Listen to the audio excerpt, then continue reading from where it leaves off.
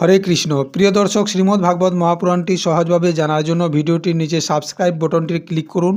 ইউটিউবে সার্চ করুন শ্রী দিলীপ মাহান্ত, তারপর প্লেলিস্টে ক্লিক করুন। এখানে আপনি শ্রীমদ্ ভাগবত, গীতা সারাংশ এবং হিন্দু ধর্ম কাহিনী পাবেন। শ্রীমদ্ ভাগবত মহাপুরাণে ক্লিক করুন, তারপর পার্ট 1 থেকে সমস্ত ভিডিওগুলি সম্পূর্ণ দেখুন এবং লাইক ও কমেন্টস করুন। প্রিয় দর্শক, শ্রী সুখদেবজি রাজা পরীক্ষিতকে বললেন, পরম জ্ঞানী মৈত্রমুনি হরিদ্বারে বিরাজমান ছিলেন। ভাগবত ভক্তির দ্বারা শুদ্ধ হৃদয়ী বিদুরজি মৈত্রেয় মুনির কাছে গেলেন এবং ওনার সাধু স্বভাবের দ্বারা আপ্যায়িত হয়ে তিনি মৈত্রেয় মুনিকে বললেন, প্রভু, সংসারে সবাই সুখের জন্য কর্ম করেন, কিন্তু তা থেকে তাদের না তো সুখ পাওয়া যায় আর না তাদের দুঃখের শেষ হয়, বরং দুঃখের বৃদ্ধি হয়। তাই এই বিষয়ে কি করা উচিত আপনি আমাকে কৃপা করে বলুন। যাহারা দুর্ভাগ্যবশত ভগবান শ্রীকৃষ্ণ থেকে বিমুখ হয়ে থাকেন, অধর্ম এবং অত্যন্ত দুঃখী, তাদের প্রতি কৃপা করে আপনার মতো ভাগ্যশালী ভগবত ভক্ত সংসারে বিচরণ করে বেড়ায়। আপনি আমাকে এই শান্তি প্রাপ্তি সাধনের উপদেশ দেন, যাহার মাধ্যমে আরাধনা করার পর ভগবান নিজের ভক্তদেরকে ভক্তিপূত হৃদয়ে এসে বিরাজমান হয়ে থাকবেন আর নিজের স্বরূপের অনুভবকারী সনাতন জ্ঞান প্রদান করবেন।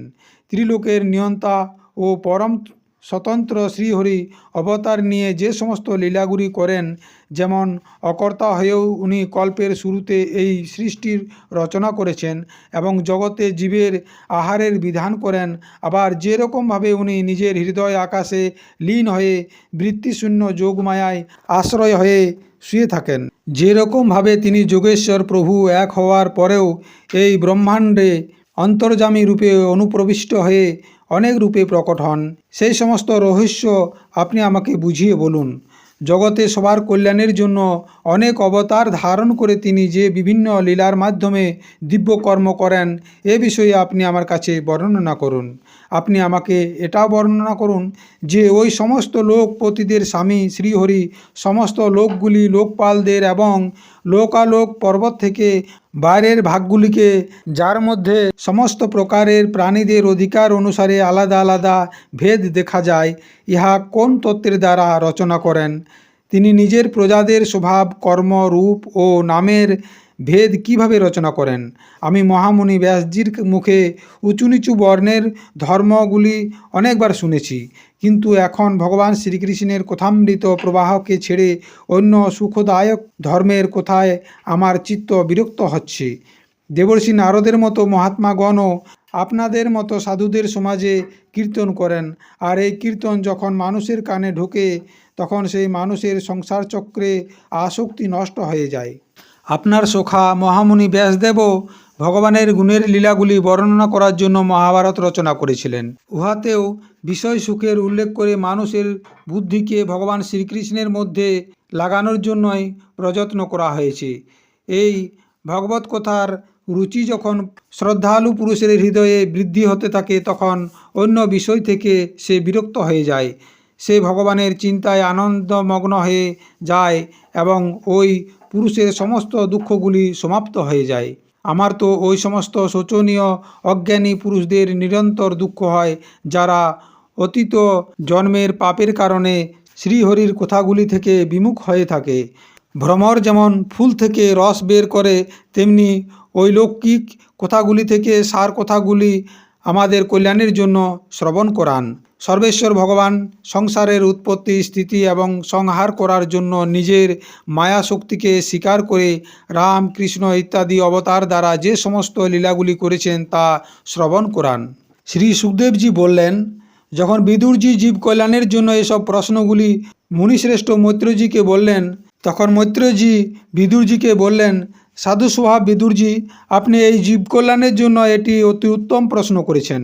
আপনার চিন্তা তো সবসময় ভগবানের মধ্যেই লেগে থাকে, তাই ইহার দ্বারা সংসারে আপনার সুযশ বৃদ্ধি হবে। আপনি ব্যাসজির ঔরস পুত্র, সেই জন্য আপনার জন্য এটা কোনো বড় কথা নয় যে আপনি অনন্য ভাবের দ্বারা সর্বেশ্বর হরির আশ্রিত হয়ে গেছেন। আপনি হলেন প্রজাদের অন্নদাতা ভগবান যম।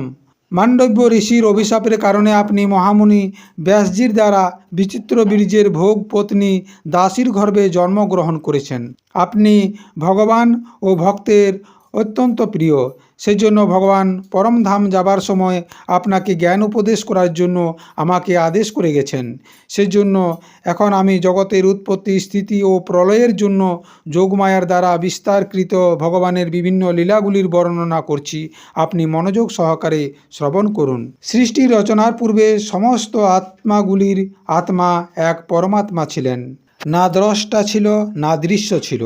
সৃষ্টির সময় তিনি একাই ছিলেন, তখন তিনি অদ্বিতীয় রূপে প্রকাশিত হচ্ছিলেন। এই দ্রষ্টা ও দৃশ্যের অনুসন্ধানকারী শক্তি হল কার্যকারণ কৃপা মায়া।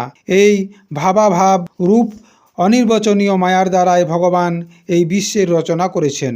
কাল রূপ থেকে যখন এই ত্রিগুণকারী মায়া ক্ষোভ প্রাপ্ত করে, তখন এই ইন্দ্রিয়াতীত চিন্ময় পরমাত্মা নিজের অংশ পুরুষ রূপ থেকে ওর মধ্যে চিদাভাস্বরূপ বীজ স্থাপিত করলেন। তখন কালের প্রেরণায় ওই অব্যক্ত মায়া থেকে মহত্তত্ত্ব প্রকট হল। মিথ্যা অজ্ঞানের নাশক হওয়ার কারণে বিজ্ঞান স্বরূপ ও নিজের মধ্যে সূক্ষ্ম রূপে থেকে স্থিত প্রপঞ্চের অভিব্যক্তিকারী ছিল। তারপর চিদাভাস গুণ ও কালের অধীন ওই মহত্তত্ত্বর উপর ভগবানের দৃষ্টি পড়লে এই বিশ্বের রচনার জন্য নিজে রূপান্তর করলেন। মহত্তত্ত্বের বিকৃতি হলে পর অহংকারের উৎপত্তি হল, যাহা কার্য অর্থাৎ অধিভূত কারণ অর্থাৎ অধ্যাত্ম ও কর্তা অর্থাৎ অধিদৈব রূপ হওয়ার কারণে ভূত ইন্দ্রিয় ও মনের কারণ হল। সাত্ত্বিক তত্ত্বের বিকার হলে পরে মন, যার মধ্যে বিষয়ের জ্ঞান আছে, এ থেকে ইন্দ্রিয়ের অধিষ্ঠাতা দেবতা হল। তেজস অহংকার বা রাজস অহংকার থেকে জ্ঞানেন্দ্রিয় ও কর্মেন্দ্রিয়গুলি হল, তথা তামস অহংকার থেকে সূক্ষ্ম ভূতগুলির কারণ শব্দ তন্মাত্রা হল, আর তা থেকে আত্মার বোধকারী আকাশ উৎপন্ন হল। ভগবানের দৃষ্টি যখন আকাশের উপর পড়ল, তখন তা থেকে কাল, মায়া ও চিদাভাসের যোগ থেকে স্পর্শ তন্মাত্র হল, আর স্পর্শ তন্মাত্রর বিকৃত হলে পরে তা থেকে বায়ুর উৎপত্তি হল। অত্যন্ত বলবান বায়ু আকাশের সাথে বিকৃত হয়ে রূপ তন্মাত্রর রচনা হলো এবং তা থেকে সংসারের প্রকাশ তেজ উৎপন্ন হলো। তারপর কাল, মায়া এবং চিদ অংশের যোগ থেকে বিকৃত হয়ে রস তন্মাত্রর কাজ জলের উৎপন্ন হলো। সেই সময় তেজের সাথে যুক্ত হলে জলে ব্রহ্মার দৃষ্টিপাত হলে কাল, মায়া এবং চিদ অংশের যোগ থেকে গন্ধ গুণময়ী পৃথিবীর উৎপত্তি হলো। এই মহত্তত্ত্ব আদি অভিমানী বিকার, বিক্ষেপ এবং চেতনাংশ বিশিষ্ট দেবতাগণ শ্রী ভগবানেরই অংশ, কিন্তু আলাদা আলাদা থাকার কারণে যখন তারা সফল হলো না, তখন সমস্ত দেবতাগণ ভগবান শ্রীহরির কাছে হাত জোড় করে বললেন, হে ভগবান শ্রীহরি, আমরা আপনার চরণ কমলের বন্দনা করি। আপনি শরণাগত জীবের তাপ দূর করার জন্য ছাতার মতো, তথা যাহারা আপনার শরণ নেয় তাদের অনন্ত সংসার দুঃখ দূর হয়। হে জগদীশ্বর, এই সংসার ত্রিতাপে ব্যাকুল থাকার কারণে জীবেদের কোনো শান্তি থাকে না, সেজন্য আমরা আপনার চরণ কমলের আশ্রয় নিয়েছি।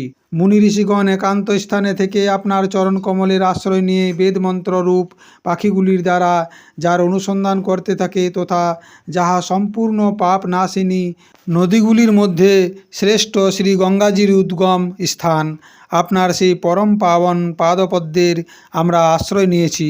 আমরা আপনার সেই চরণ কমলগুলির আশ্রয় নিয়েছি।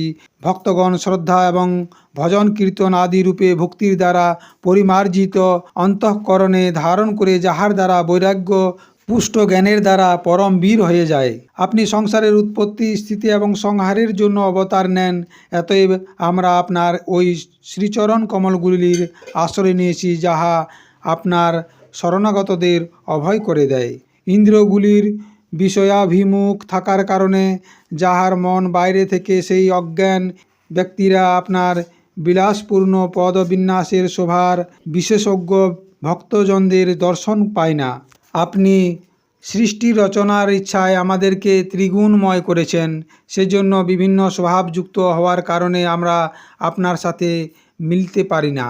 আর সেই জন্য আপনার আনন্দের সাধন রূপ ব্রহ্মাণ্ডের রচনা করে তারপর আপনাকে সমর্পণ করতে আমরা সমর্থ হতে পারছি না।